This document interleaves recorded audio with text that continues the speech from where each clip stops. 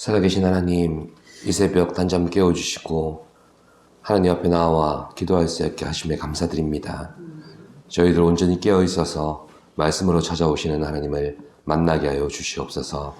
예수님의 이름으로 기도드립니다. 아멘. 아멘.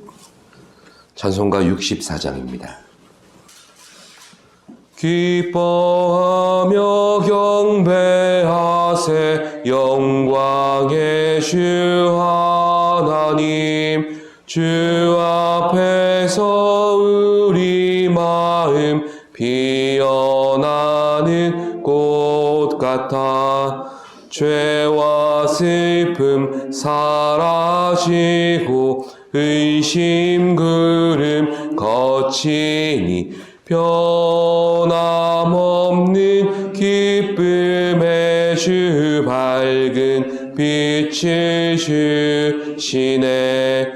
땅과 하늘 만물들이 주의 솜씨 빛내고 별과 천사 노래소리 끊임없이 드높아 물과 숲과 산과 골짝 들판이나 바다나 모든 만물 주의 사랑 기뻐 찬양하여라.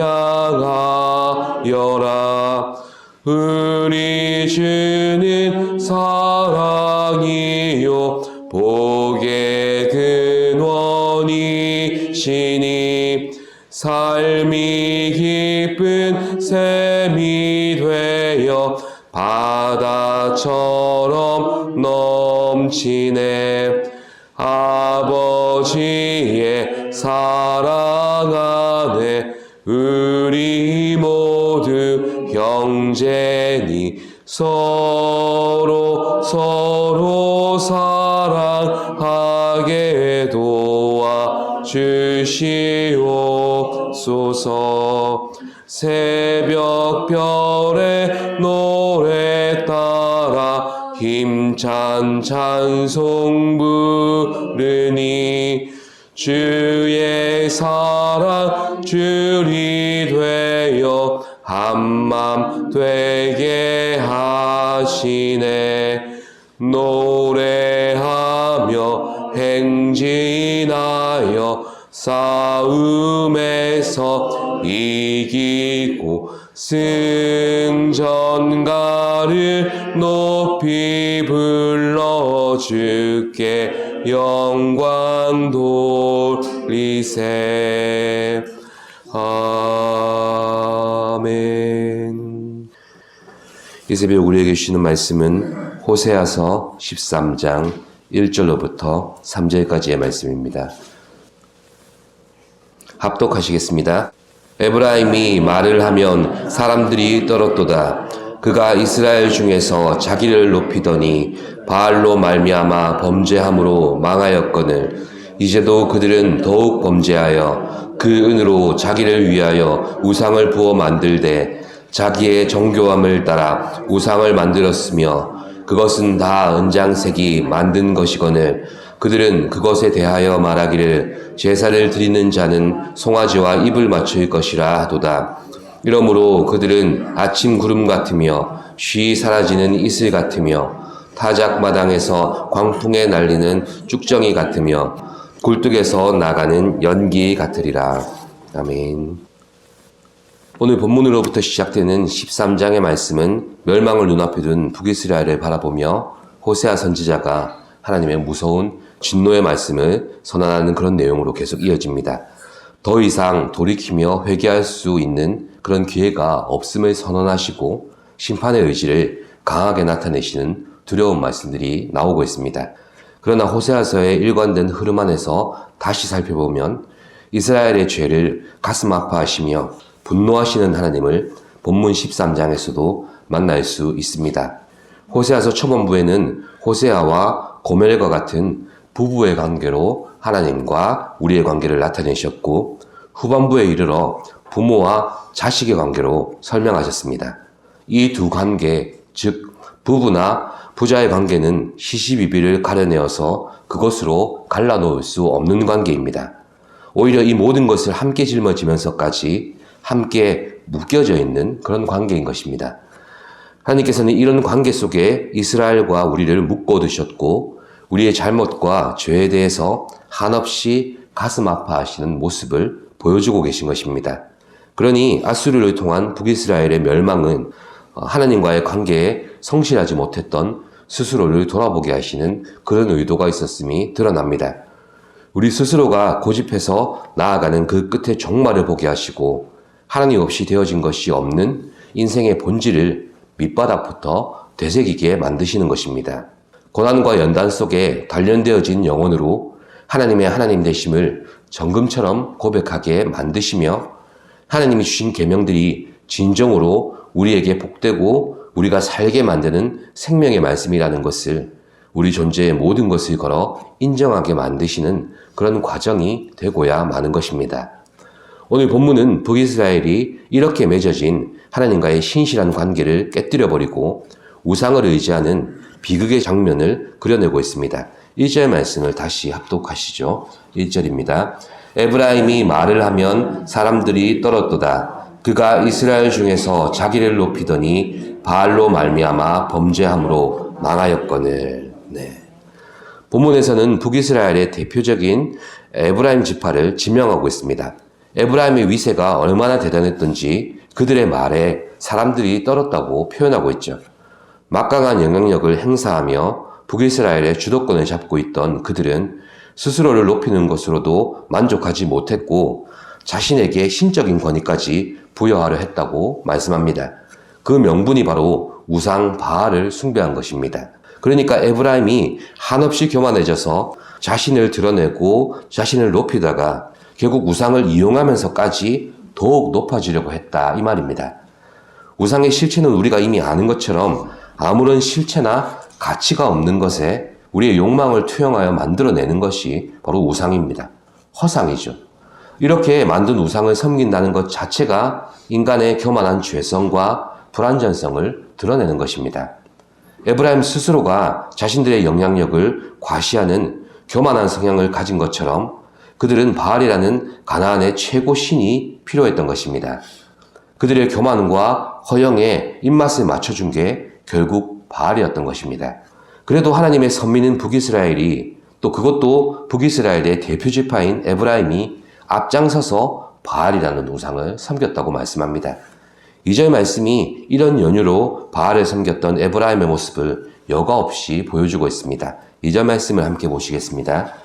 이제도 그들은 더욱 범죄하여 그 은으로 자기를 위하여 우상을 부어 만들되 자기의 정교함을 따라 우상을 만들었으며 그것은 다 은장색이 만든 것이거늘 그들은 그것에 대하여 말하기를 제사를 드리는 자는 송아지와 입을 맞출 것이라 하도다.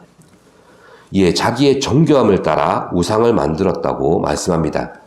미술 전공자들이 모델을 앞에 두고 인물화를 그립니다.